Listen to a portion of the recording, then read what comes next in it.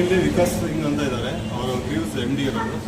ಅವರು ಬಿಟ್ಟು ಮನೋಜ್ ಅಂತ, ಸೊ CB ಅಂತ ಚೀಫ್ ಬಿಸ್ನೆಸ್ ಆಫೀಸರ್, ಅವರು ಇನಾಗ್ರೇಷನ್ ಮಾಡಿರೋದು. So entire Greaves group MD Vikas Singh. So Greaves ಅನ್ನೋ 3 ವೀಲರ್ ಇದೆ, 2 ವೀಲರ್ ಇದೆ.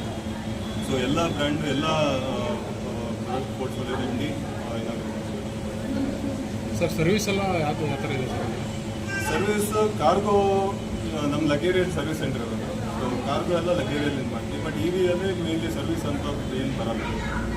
So mainly gear pump, brake pads ಆಗಿಬಿಟ್ಟು ಮೇಜರ್ ಸರ್ವಿಸ್ ಏನು ಬರಲ್ಲ. ಇನಾಗ್ರೇಷನ್ ಸಂದರ್ಭದಲ್ಲಿ ನಾನು ಆ್ಯಕ್ಚುಲಿ 2 ಗಾಡಿಗಳ ಬಗ್ಗೆ ಒಂದು ಸ್ವಲ್ಪ ಮಾಹಿತಿ ಕೊಟ್ಟಿರ್ತೇನೆ.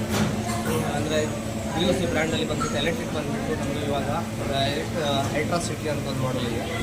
10.8 kW ಬ್ಯಾಟ್ರಿ ಕೆಪಾಸಿಟಿ ಬಂದುಬಿಟ್ಟು, ಮತ್ತು ARI ಸರ್ಟಿಫೈಡ್. ಈಗ ಭಾರತದಲ್ಲಿ ಬಂದುಬಿಟ್ಟು ARI ಮತ್ತು ಸರ್ಟಿಫೈ ಮಾಡಿದ್ವಿ ಯಾವುದು ವೆಹಿಕಲ್ ಆದರೂ ಕೂಡ. ಅದು ಬಂದುಬಿಟ್ಟು 270 km ಸರ್ಟಿಫೈಡ್ ಮೈಲೇಜ್ ಇದೆ. ಅದರಲ್ಲಿ ಬಂದುಬಿಟ್ಟು ಇಕೋ ಮೋಡ್ ಮತ್ತು ಪವರ್ ಮೋಡ್ ಇದೆ.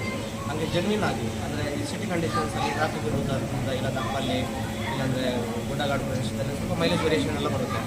ಹಾಗೆ ಬಂದುಬಿಟ್ಟು ಪವರ್ ಮೋಡಲ್ಲಿ ನಿಮಗೆ 180ರಿಂದ 200 km ಜೆನ್ವಿನ್ ಬರುತ್ತೆ.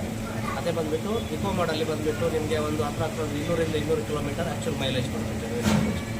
ಮತ್ತು ಈಗ 1.5 ಲಕ್ಷ ಕಿಲೋಮೀಟರ್ ಇಲ್ಲೊಂದು 5 ವರ್ಷದ ವಾರಂಟಿ ಇದ್ದಿದ್ದರಿಂದ ನಮ್ಮ ಗ್ರಾಹಕ ಬಾಂಧವರಿಗೆ ಡೈಲಿ ಸಂಪಾದನೆ ಮಾಡುವವರಿಗೆ ಎಲ್ಲ ನಿಶ್ಚಿಂತೆಯಿಂದ ಇರಬೇಕು.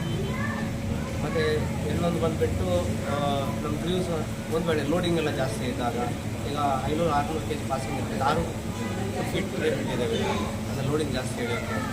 ಡೀಸೆಲ್ ಮಾಡಲ್ಲ, ಕಾರ್ಗೋ ಮಾಡಲ್ಲ. ಅದೇ ನಿಮಗೆ ಡೀಸೆಲಲ್ಲಿ ಪ್ಯಾಸೆಂಜರ್ ಆಟೋನು ಇದೆ, ಕಾರ್ಗೋ ಡೀಸೆಲ್ ಇದೆ, ಮತ್ತು ಎಲೆಕ್ಟ್ರಿಕಲ್ಲಿ ಶಾರ್ಟ್ಲಿ 1-2 ತಿಂಗಳಲ್ಲಿ ಇನ್ನೊಂದು ಕಾರ್ಗೋ ಕೂಡ ಲಾಂಚ್ ಆಗೋದಿದೆ.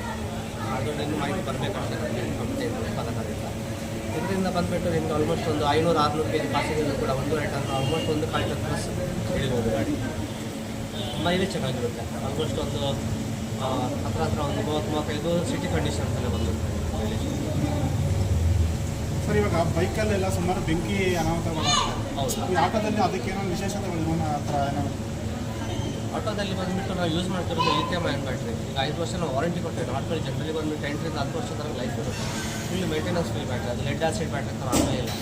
ಮತ್ತು ಇನ್ನೊಂದು ಏನಾಗ್ತದೆ, ಈ ಕನ್ಸ್ಯೂಮೇಬಲ್ಸ್, ಮೂವೇಬಲ್ ಪಾರ್ಟ್ಸ್, ಫ್ರಿಕ್ಷನ್ ಆಗುವಂಥದ್ದು, ಏನಾದರೂ PD ಒಪ್ಪಿಸುವಂಥದ್ದು ಯಾವ್ದು ಬರೋಲ್ಲ ಆ್ಯಕ್ಚುಲಿ. ಚೇಂಜ್ ಮಾಡುವಂಥ ಬ್ರೇಕ್ ಪ್ಯಾಡ್ ಒಂದು ಬಿಟ್ಟರೆ ಬೇರೆ ಯಾವುದು ಕನ್ಸ್ಯೂಮೇಬಲ್ಸ್ ಇಲ್ಲ. ಗ್ರೀಸಿಂಗ್, ಲುಬ್ರಿಕೇಷನ್, ಆಯಿಲ್ ಚೇಂಜ್ ಅದರಲ್ಲಿ ಯಾವ್ದು ಬರೋಲ್ಲ.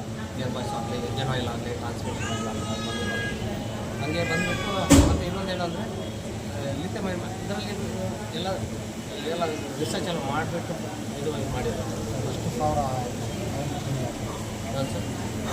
ಆಯಿಲ್ ಚೇಂಜ್ ಅಂತ ಬಂದಿರೋಲ್ಲ, ಮೋಟ್ರ್ ಅಂತ ಬರುತ್ತೆ ಅಷ್ಟೇ. ಆದರೆ ನಿಮಗೆ ರೆಗ್ಯುಲರ್ ಚೆಕಪ್ಸಲ್ಲಿ ಎಲೆಕ್ಟ್ರಿಕಲ್ ಚೆಕಪ್ಸ್ ಮಾಡ್ತಾರೆ, ಬ್ಯಾಟ್ರಿ ಚೆಕಪ್ ಮಾಡ್ತಾರೆ, ಬ್ಯಾಟ್ರಿ ಬ್ಯಾಲೆನ್ಸಿಂಗ್ ಮಾಡಿಬಿಡ್ತಾರೆ, ಎಲೆಕ್ಟ್ರಿಕಲ್ ಚೆಕಪ್ಸ್ ಶುರು ಮಾಡಿದ್ರು. ಮತ್ತು ರಿಪ್ಲೇಸಬಲ್ ಬರುತ್ತೆ ನಿಮಗೆ ಬ್ರೇಕ್ ಶೂಸ್ ಮಾತ್ರ ಬಂದಿರುತ್ತೆ ಸೌದೆ ಹೋದಾಗ. ಅದಕ್ಕೆ ಏನಾಗುತ್ತೆ ಅಂದರೆ ನಿಮಗೆ ಪರ್ ಕಿಲೋಮೀಟರ್ ಕಾಸ್ಟ್ ಏನಾದರೂ ಕ್ಯಾಲ್ಕುಲೇಟ್ ಮಾಡಿದಾಗ ಡೀಸೆಲ್ ಬಂದುಬಿಟ್ಟು ಆಲ್ಮೋಸ್ಟ್ 3-3.5 ಬರುತ್ತೆ. ಪೆಟ್ರೋಲ್ CNG 2 ಬರುತ್ತೆ. ಇದು ಬಂದುಬಿಟ್ಟು ನಿಮಗೆ 1 ಕಿಲೋಮೀಟ್ರ್ ಪ್ರತಿ ಕಿಲೋಮೀಟ್ರಿಗೆ ₹1 ಬರೋಲ್ಲ. 70ರಿಂದ 80 ಪೈಸೆ ಮಾತ್ರ ಬರುತ್ತೆ. ಹಾಗೆ ಸಂಪಾದನೆ ಅಂದರೆ ಉಳಿತಾಯ ಜಾಸ್ತಿ ಆಗುತ್ತೆ ಗ್ರಾಹಕ ಬಾಂಧವರಿಗೆ, ಯಾರ್ಯಾರು ಯೂಸ್ ಮಾಡ್ತಾರೆ ಅವರಿಗೆಲ್ಲ. ಪರಿಚಯ ಮಾಡ್ಕೊಳ್ತೀವಿ. ಹಾಂ ಸರ್, ನನ್ನ ಹೆಸರು ಅಮೃತ್ ಅಂತ. ನಾನು ಆ್ಯಕ್ಚುಲಿ ಇಲ್ಲಿ ಜನರಲ್ ಮ್ಯಾನೇಜರ್ ಇದೆ. ಸೇಲ್ಸ್ ಎಲ್ಲ ನಾನೇ, ಮುಂದಕ್ಕೆಲ್ಲ ನಾನೇ. Okay, thank you sir. ನನ್ನ ಹೆಸರು ನಿಖಿಲ್ ಹೆಗ್ಡೆ ಅಂತ. ಸೊ ಇಲ್ಲಿ ಮೋಟರ್ಸ್ MD ನಾನು ಸ್ಟಾರ್ಟ್ ಮಾಡಿದೆ. Okay, thank you. ಓಪನಿಂಗ್ ಆಗಿದೆ, ಗ್ರ್ಯಾಂಡ್ ಓಪನಿಂಗ್ ಆಗಿದೆ. ಚೀಫ್ ಬಿಸ್ನೆಸ್ ಮ್ಯಾನೇಜರ್ ಮಾಡಿದ್ದಾರೆ. ಭಾಳ ಒಂದು ಒಳ್ಳೆ ಪ್ರಾಡಕ್ಟ್, ಟೆಕ್ನಿಕಲಿ ವೆರಿ ಸುಪೀರಿಯರ್.